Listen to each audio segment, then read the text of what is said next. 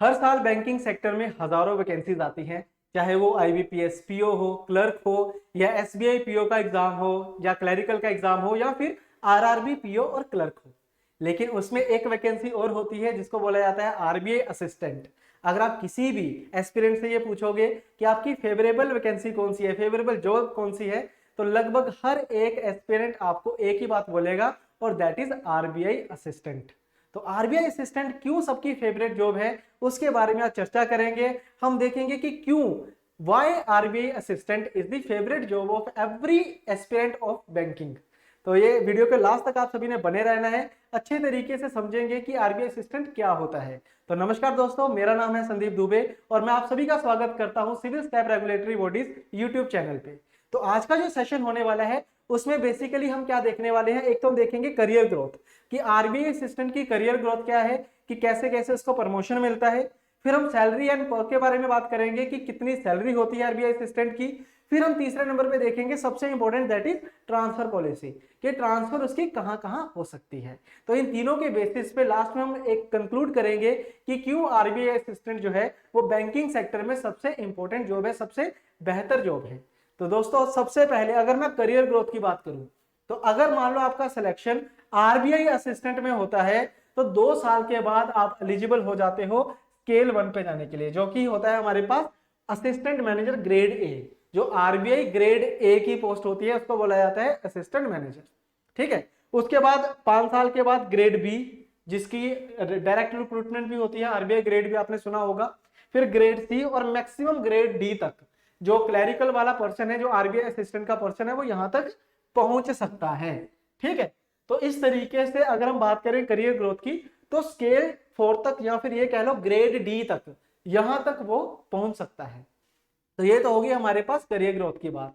दूसरा जो सबसे इंपॉर्टेंट है that is salary and perks. तो दोस्तों अगर मैं सैलरी की बात करूं, तो एक असिस्टेंट के कंपैरिजन में अगर मैं सैलरी देखूं तो बाकी सारे बैंक्स के कंपैरिजन में आरबीआई की सैलरी सबसे ज्यादा होती है। तो ये एक सैलरी स्लिप है, एक डमी सैलरी स्लिप है, जिसमें बताया गया है कि किस तरीके से जो रिजर्व बैंक ऑफ इंडिया का असिस्टेंट होता है, क्लर्क होता है, उसको कैसे सैलरी मिलती है।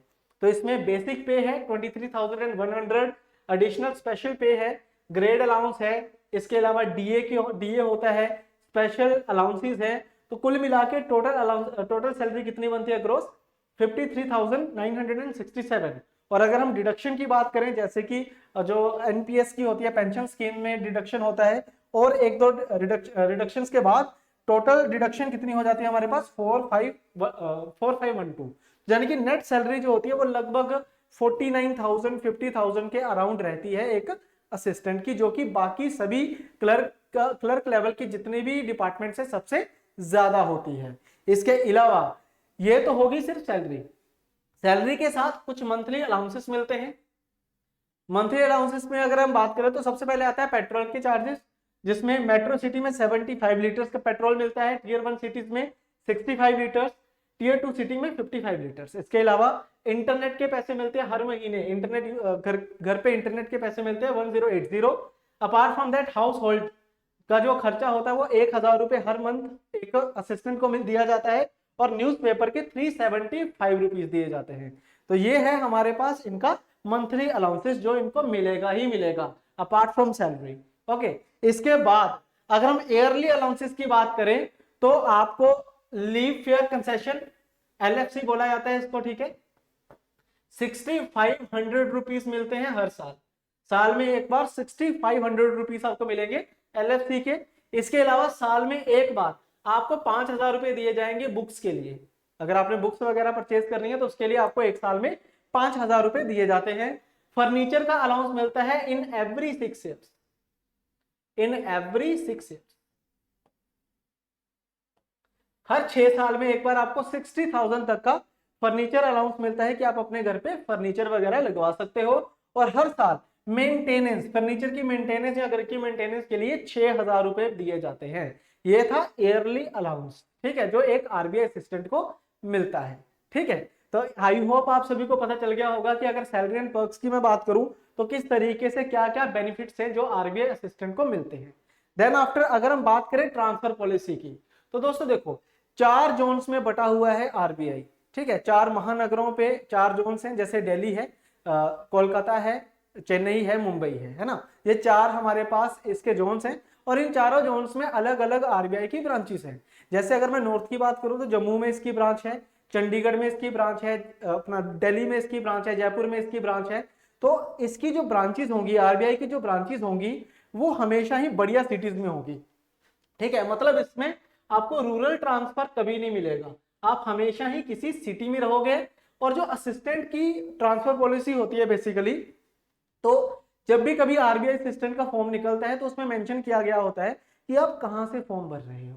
ठीक है, आप मुंबई से फॉर्म भर रहे हो, आप चंडीगढ़ से फॉर्म भर रहे हो, आप दिल्ली से फॉर्म भर रहे हो, क्योंकि हर एक जगह की, हर एक ब्रांच की अलग अलग वैकेंसीज होती हैं। तो फॉर एग्जाम्पल अगर मान लो आपका सिलेक्शन दिल्ली से होता है तो चांसेस है कि सारी जिंदगी आप दिल्ली में ही रहोगे।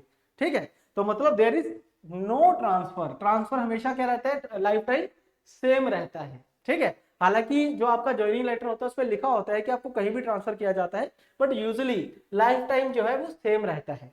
इसके अलावा अगर मान लो कुछ ग्राउंड्स होते हैं, जैसे स्पाउस ग्राउंड्स के ऊपर आपको ट्रांसफर मिल जाता है, जहाँ कोई ज्यादा ही मेडिकल रीजंस हैं आपके, तब आपको जो ट्रांसफर है वो दिया जाता है। लेकिन इसके लिए भी मिनिमम 3 साल तो आपको सर्विस में रहना ही होगा एक जगह पे, 3 साल तो मिनिमम रहना ही होगा। तो ये होती है ट्रांसफर पॉलिसी। और आरबीआई जो है वो बाकियों से बेहतर क्यों है, क्योंकि बाकी जितने भी बैंक्स हैं उसमें आपकी कहीं भी रिमोट एरियाज में आपकी पोस्टिंग आ सकती है, लेकिन यहाँ पे जो सेंटर आपने भरा है पेपर के टाइम पे, जहां पे आपकी सिलेक्शन हुई है, चांसेस हैं कि लाइफ टाइम आप वहीं पे ही रहोगे, एक ही जगह पे। तो ये इसका सबसे बड़ा बेनिफिट होता है।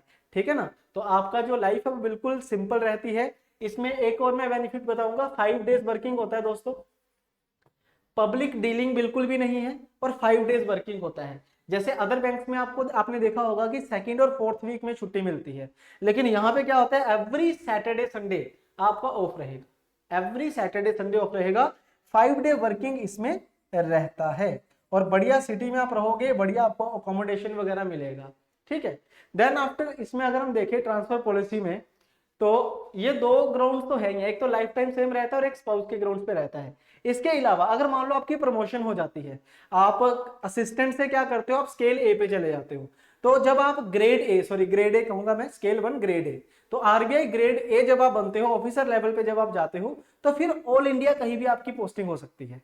ठीक है, बट इतना होगा कि अगर आपकी मान लो पोस्टिंग होती है, आप मान लो पहले दिल्ली थे, फिर आप चंडीगढ़ में आए ग्रेड ए बन के, तो चंडीगढ़ में आप मिनिमम 5 साल रहोगे, 5 साल का इसका टेन्योर होता है एक एक पोस्टिंग का। ठीक है, फिर उसके बाद जैसे जैसे आपकी प्रमोशन होती जाएगी, ट्रांसफर आपकी होती रहेगी।